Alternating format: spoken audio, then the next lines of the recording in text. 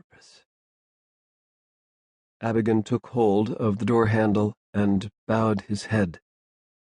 He was evidently hesitating and did not know what to do, whether to go away or to continue entreating the doctor.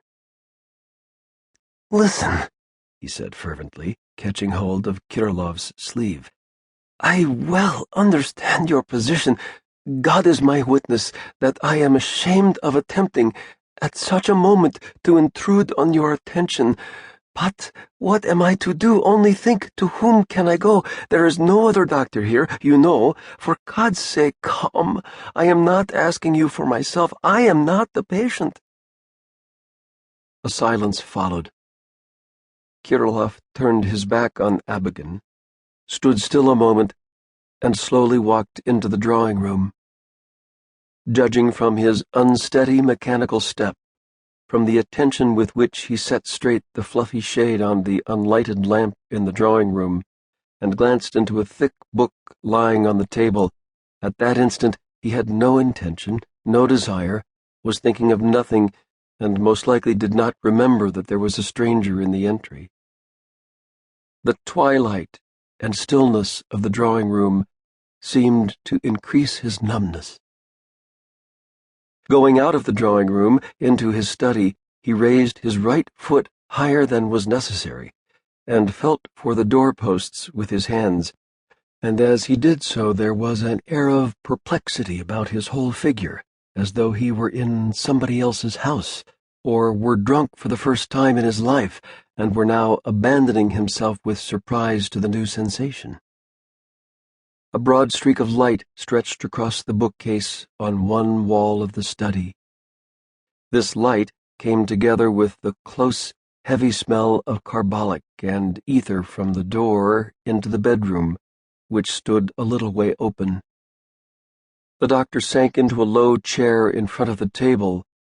For a minute he stared drowsily at his books, which lay with the light on them, then got up and went into the bedroom.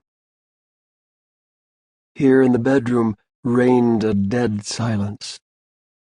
Everything, to the smallest detail, was eloquent of the storm that had been passed through, of exhaustion, and everything was at rest. A candle, standing among a crowd of bottles, boxes, and pots on a stool, and a big lamp on the chest of drawers, threw a brilliant light over all the room. On the bed under the window lay a boy with open eyes and a look of wonder on his face. He did not move, but his open eyes seemed every moment growing darker and sinking further into his head. The mother was kneeling by the bed with her arms on his body and her head hidden in the bedclothes. Like the child, she did not stir, but what throbbing life was suggested in the curves of her body and in her arms! She leaned against the bed with all her being, pressed against it greedily with all her might, as though she were afraid of disturbing the peaceful and comfortable attitude she had found at last for her exhausted body. The bedclothes, the rags and bowls, the splashes of water on the floor, the little paintbrushes and spoons thrown down here and there, the white bottle of lime water, the very air, heavy and stifling, were all hushed and seemed plunged in repose. The doctor stopped close to his wife, thrust his hands in his trouser pockets, and slanting his head on one side, fixed his eyes on his son.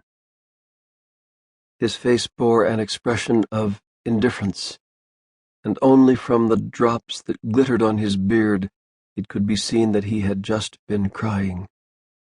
That repellent horror which is thought of when we speak of death was absent from the room.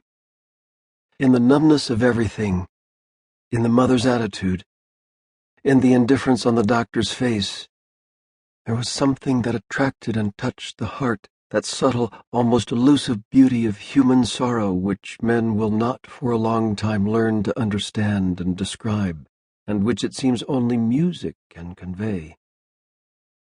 There was a feeling of beauty, too, in the